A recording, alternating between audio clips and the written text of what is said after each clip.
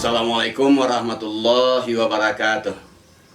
Alhamdulillahilladzi farada siyama Ramadan ala ummati khairil bariyah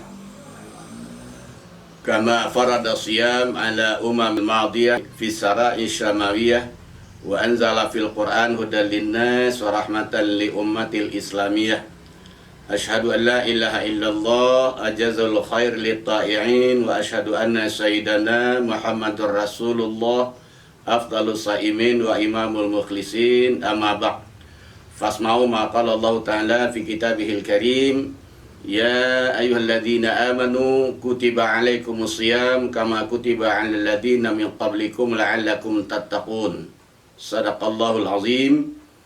Wahai orang-orang yang beriman, telah diwajibkan atas kamu berpuasa sebagaimana diwajibkan atas orang-orang sebelum kamu, mudah-mudahan kamu bertakwa.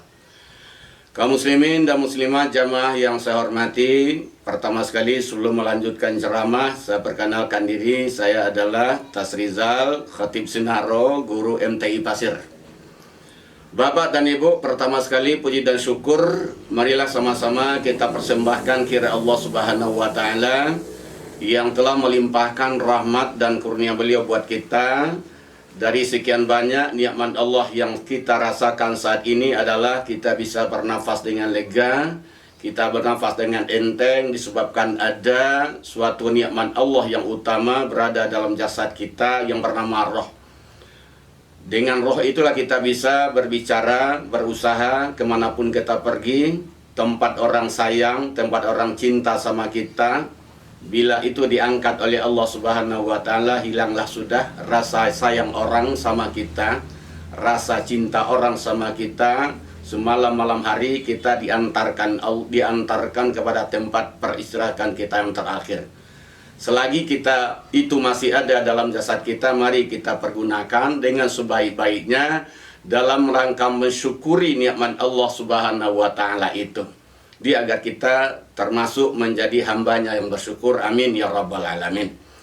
Dan selanjutnya ungkapan salawat Allahumma sholli ala sayyidina Muhammad. Mari sama-sama kita sampaikan kepada rohnya besar kita Nabi Muhammad sallallahu alaihi wasallam. Moga-moga beliau menunggu kita esok di padang mahsyar, akan dibawa ke sebuah telaga nanti yang bernama Al-Haud, yang airnya dialirkan oleh Allah dari Al-Kautsar, yang sangat steril.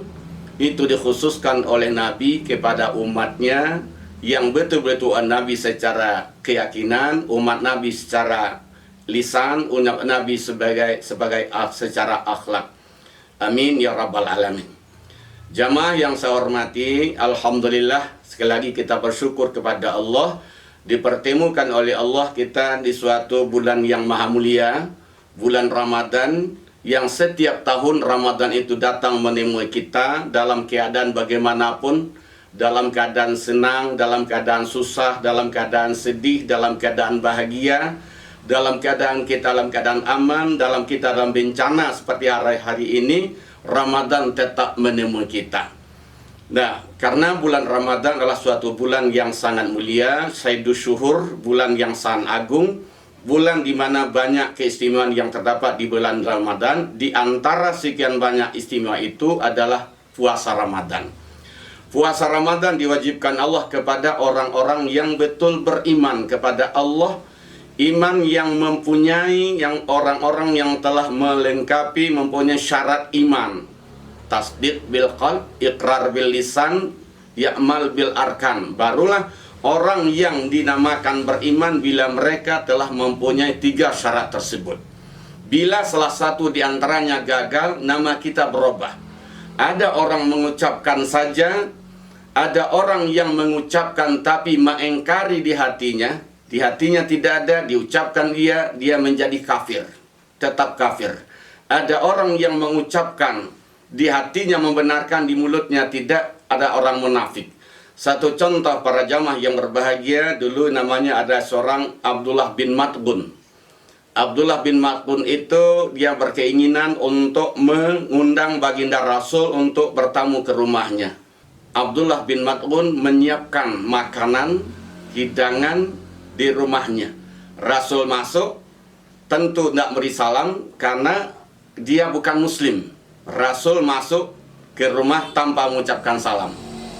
Setelah tiba di rumah, Abdullah bin Mas'ud menghidangkan makanan, terus Rasul dia mempersilakan, tafadhal ya Rasulullah. Rasul memberikan syarat, saya tidak akan makan makanan kamu sebelum kamu mengucapkan kalimat syahadat. Sebelum kamu mengucapkan kalimat syahadat. Nah, sudah itu di dalam jiwanya terjadi gejolak, peperangan antara mengucapkan dan tidak mengucapkan. Kalau dia mengucapkan berarti meninggalkan agama nenek moyangnya dan mengikuti agamanya baginda Rasul. Bila dia tidak mengucapkan kalimat syahadat, Rasul tidak mau makan. Akhirnya dia putuskan, kalau begitu ya Rasulullah, saya ucapkan kalimat syahadat, asyhadu an la ilaha illallah wa annaka rasulullah. Sudah demikian, hidangan yang disediakan oleh si Abdullah dicicipi oleh Rasul. Terus Rasul pulang kembali, langsung ke Masjidil Haram. Rasul keluar dari rumah Abdullah, dilihat oleh temannya.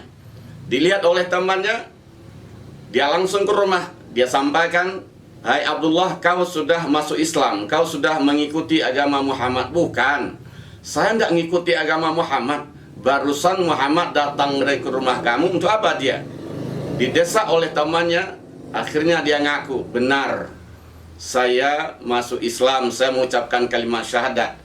Kalau saya tidak mengucapkan kalimat syahadat, dia tidak mau makan. Di dalam budaya kita, menghormati tamu adalah suatu keharusan. Menjadi aib bagi kita, kalau datang tamu ke rumah tidak makan, itu menjadi aib besar. Jadi akhirnya saya mengucapkan, itu cuma di mulut saya, di hati saya tidak. Itu hanya di mulut saya, di hati tidak. Kalau gitu saya tidak percaya engkau, terus kembalikan, cabut lagi pernyataan. Dia pergi menemui Rasul. Rasul ketika itu sedang berada di Masjidil Haram. Dia sampaikan, hai Rasulullah, saya tidak jadi masuk Islam, terserah kamu. Jadi Islam atau tidak, iman atau tidak, bukan keuntungan, bukan untuk siapa-siapa, bukan untuk Allah, bukan untuk Rasul, tapi untuk diri kita sendiri. Ini buktinya iman itu adalah diyakini di hati, diucapkan dengan lidah. Walaupun diucapkan dengan lidah, hatinya tidak, belum lagi Islam. Dan di hati, begitu juga seperti contoh Abu Talib, diyakini karena tidak diucapkan, dia juga tidak menjadi Islam. Nah, berkaitan dengan ayat yang kita bacakan tadi, yang dipanggil oleh Nabi, oleh Allah untuk berpuasa adalah orang-orang beriman. Nah, masuk ke yang kedua, apa arti siam? Siam secara bahasa al-imsak, menahan diri dari segala sesuatu. Menahan diri dari bicara, menahan kita dari makan, menahan kita diri dari tidak berbuat perbuatan maksiat, durhaka, gosip, dan seterusnya. Secara bahasa adalah itu sudah puasa. Asal kita menahan diri kita untuk tidak berbuat sesuatu yang dilarang oleh Allah, yang dilarang oleh agama, itu orangnya sudah berpuasa. Maka lebih baik di zaman sekarang adalah berpuasa, lebih-lebih menahan diri kita untuk tidak bergaul, untuk tidak segalanya yang bertentangan dengan aturan agama, aturan negara, dan seterusnya, termasuk sudah imsak. Secara bahasa itu imsak. Secara syar'i, terminologinya syar'i adalah al-imsaku an kulli muftirat min tulu'il fajri ila ghurubis syamsi. Menahan dari segala yang membatalkan puasa, mulai dari terbit fajar sampai terbenam matahari, ma'an niyah, itu puasa. Al-imsak an kullil muftirat min tulu'il fajri ila ghurubis syamsi ma'an niyah. Menahan dari segala yang membatalkan puasa, dari terbit fajar sampai terbenam matahari, itu secara syar'i puasa. Nah, dengan demikian berarti kita apa yang ditahan yang tiga? Pada intinya yang ditahan itu adalah tiga macam. Makan, minum, hubungan suami istri di siang hari. Ketiga-tiga itu halal. Tetapi orang beriman diperintahkan oleh Allah untuk meninggalkan yang tiga itu. Meninggalkan yang halal. Berarti puasa itu adalah mendisiplin orang beriman untuk terhadap yang halal, bila mereka sudah mendisiplin diri terhadap yang halal, di lebih Ramadan nanti dia akan terbiasa untuk mendisiplinkan dirinya, menjauhkan dirinya terhadap perbuatan-perbuatan yang dilarang oleh Allah Subhanahu wa taala. Itu hikmah dari puasa yang paling utama, mengendalikan diri. Suatu contoh, mengendalikan diri untuk tidak dagang makanan sebelum jam menjelang zuhur. Kendalikan diri makanan, segalanya dimakan, makanan dan minum, tidak menjual makanan dan minuman sebelum zuhur. Walaupun kita tidak makan, tidak minum, cuma memberikan kepada orang lain, bagi secara hukum fikih, hukumnya itulah haram. Man a'ana fil maksiyah fawal maksiyah. Siapa membantu orang lain berbuat durhaka, maka dia termasuk berbuat durhaka. Di kebanyakan orang puasa hanya dia menahan dirinya saja dari yang batalkan, tapi tidak menahan diri daripada melakukan perbuatan-perbuatan yang dilarang oleh Allah secara agama. Nah, kaum muslimin yang berbahagia, dengan menahan yang 3 macam tadi, akan timbullah beberapa ketahanan yang ada dalam diri kita manusia. Ada 5 daya tahan yang tumbuh. Pertama, ketahanan rohaniyah. Ketahanan rohaniyah, ketahanan akidah yang merasa kita diawasi oleh Allah Subhanahu wa ta'ala. Dimanapun kita berada, merasa diawasi oleh Allah, tidak akan melakukan perbuatan yang bertentangan dengan Allah, perintah Allah, dan tidak akan meninggalkan perintah yang diperintahkan oleh Allah Subhanahu wa ta'ala. Itu berarti mengendalikan, timbullah daya tahan rohaniyah, daya tahan akidah kita. Orang tidak akan bisa menyimpang dari kebenaran, melakukan perbuatan dosa, melakukan perbuatan maksiat, karena dia yakin Allah melihat dia. Timbul daya tahan yang kuat dalam dirinya sendiri. Di zaman kita sekarang inilah yang perlu ditingkatkan. Tidak akan memanjangkan tangannya kecuali kepada yang halal. Kalau dia dagang secara halal, kalau dia pegawai secara halal, kalau dia petani secara halal. Kenapa? Dia takut dilihat oleh Allah Subhanahu wa ta'ala. Dia yakin nanti akan dimintai oleh Allah pertanggungjawaban di depan Allah nanti di akhirat. Dengan ketahanan rohaniah ini akan timbul rasa khauf kepada Allah. Dan kata Allah dalam hadis qudsi, la ajma'u baina abdaini khaufaini. Idza khafani fid dunya akhaftu yaumal qiyamah, wa idza amanani fid dunya akhaftuhu yaumal qiyamah. Tidak akan berkumpul 2 rasa takut dan 2 rasa aman dalam dada hamba. Pertama, takut kepada Allah di atas dunia, takut juga di akhirat, ditakuti Allah enggak. Bila kita takut kepada Allah di atas dunia, Allah akan memberikan rasa aman kepada kita di akhirat kelak. Takut 2 macam. Ada takut melanggar aturan Allah, melanggar perintah Allah, takut tidak mengerjakan perintah Allah. Yang kedua adalah takut kepada kebesaran Allah Subhanahu wa ta'ala. Ini ada rasa takut. Bila seorang takut kepada Allah untuk melanggar aturan dan tidak mengerjakan perintah, Allah akan berikan rasa keamanan, rasa ketentraman di akhirat kelak. Tetapi sebaliknya, bila orang merasa aman dari siksanya Allah, wa idza amanani fid dunya akhaftuhu yaumal qiyamah. Apabila seseorang merasa aman dengan tipu daya Allah, dengan azab Allah di atas dunia, bila dia melanggar, bila tidak puasa, saya masih sehat, rezeki saya masih banyak. Bila dia dagang, tidak salat, tidak puasa, Allah memberikan rezeki, aman dari siksanya Allah, aman dari azabnya Allah Subhanahu wa ta'ala. Untuk apa kita salat, untuk apa kita berpuasa, nanti di akhirat Allah akan berikan rasa takut. Di akhirat baru saja mereka bangkit, nanti akan ditimbulkan oleh rasa ketakutan di akhirat kelak. Jadi ketahanan rohaniah akan mengantarkan manusia kepada rasa khauf kepada Allah yang sebenarnya. Dia merasa diawasi oleh Allah Subhanahu wa ta'ala di atas dunia ini. Itu yang pertama. Dengan ibadah puasa timbul rasa daya tahan akidah dalam diri manusia itu sendiri. Yang kedua, daya tahan jasmania. Jasmani kita, fisik kita, tubuh kita tahan dengan adanya ibadah puasa. dan tubuh kita yang dijajal makanan selama 11 bulan dengan segala macam, maka 1 bulan dalam setahun diperintahkan oleh Allah untuk mengatur makanan tadi, untuk mengembalikan rasa alat-alat di pencernaan kita, untuk memperbaikinya dan segalanya akan menemukan daya tahan tubuh. Nah, menurut para ahli bahwa puasa akan menimbulkan ketahanan fisik kita walaupun kita berada dalam keadaan bencana, ada COVID-19 dan seterusnya. Puasa Ramadan akan meningkatkan daya tahan tubuh manusia dari segala macam ancaman dan serangannya. Daya tahan tubuh berarti orang yang daya tahan tubuhnya kuat, apapun yang terjadi dia akan tolak. Salah satu Islam mengajarkan berpuasa adalah untuk meningkatkan daya tahan tubuh manusia itu sendiri. Itu yang kedua, dengan kita menahan yang 3 macam tadi, lahirlah ketahanan rohaniah, ketahanan iman. Yang kedua, melahirkan ketahanan jasmaniah.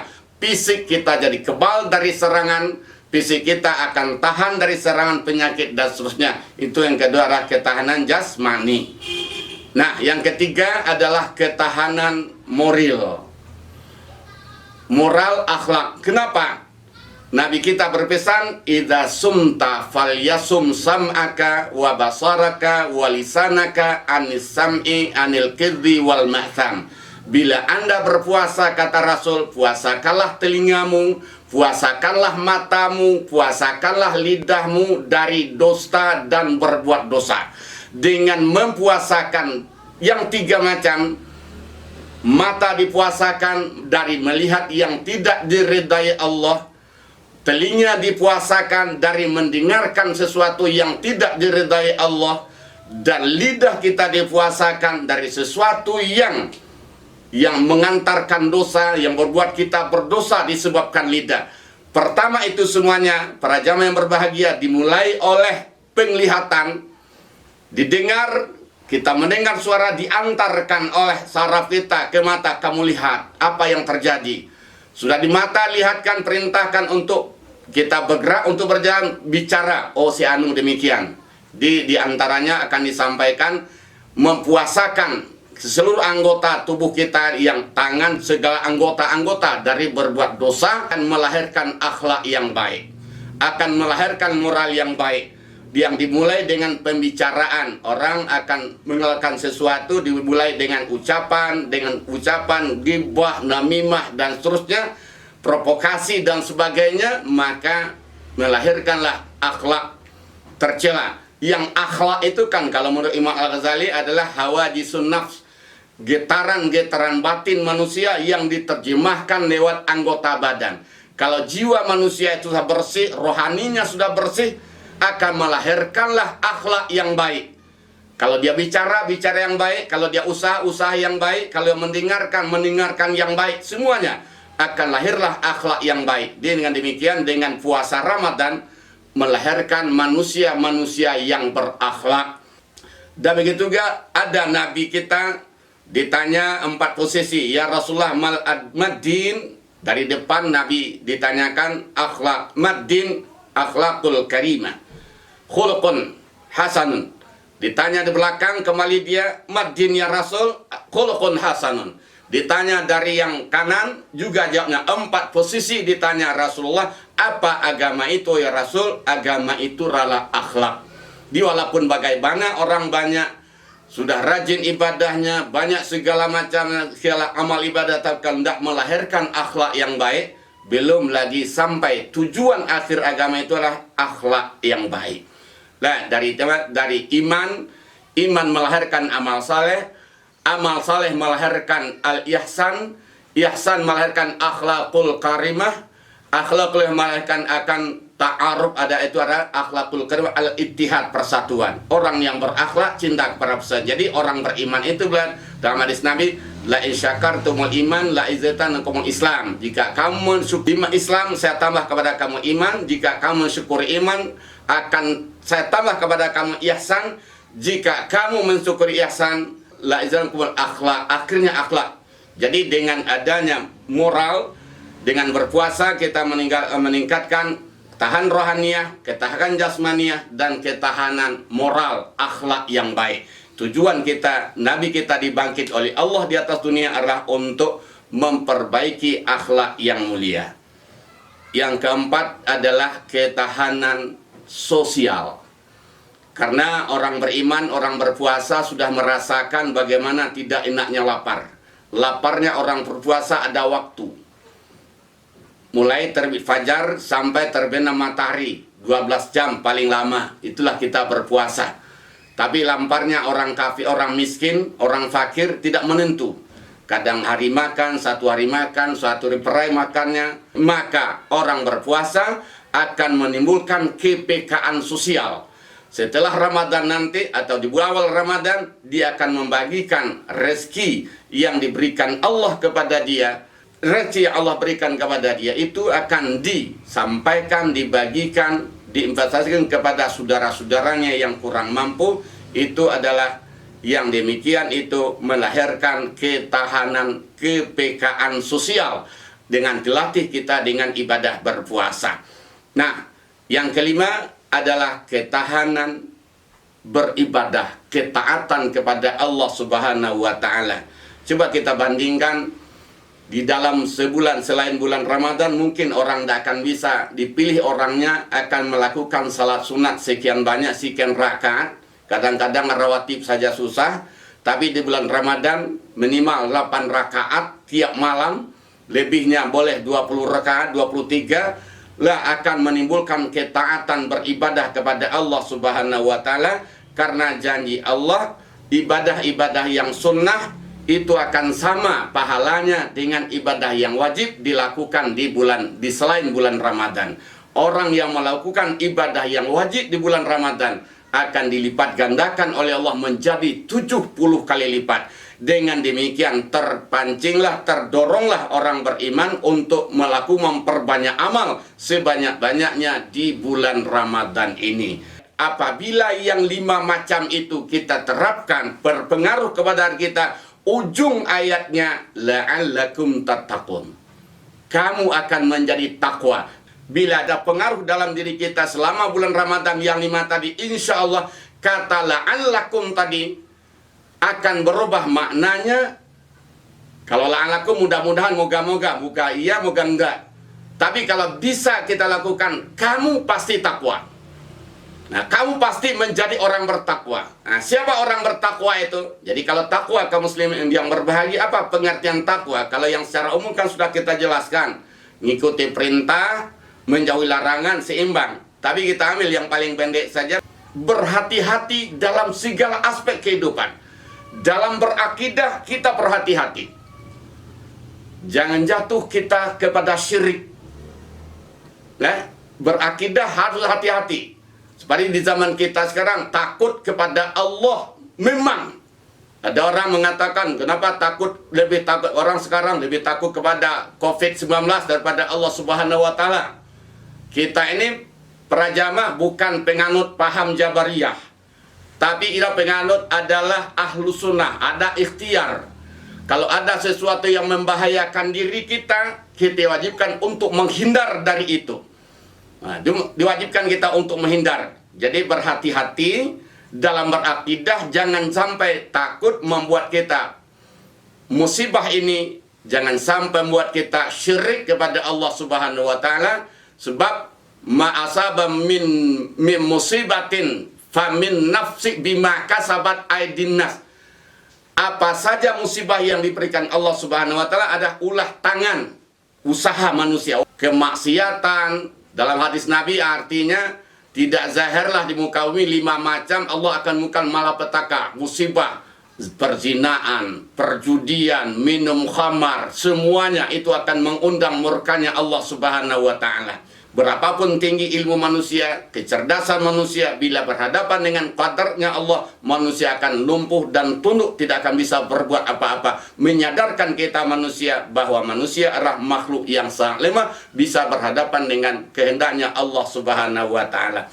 Ini orang yang melihara akidah, berhati-hati dalam beribadah, jangan kepada perbuatan bid'ah dan segala macamnya, berhati-hati dalam bergaul, Berhati-hati dalam berusaha, jangan jatuh kita kepada yang haram, yang dilarang oleh Allah Subhanahu wa Ta'ala. Inilah 5 macam hikmah impak atau pengaruh ibadah puasa yang kita lakukan, yang bisa mengantarkan kita manusia kepada ujung ayat 183, itu la'allakum tattaqun.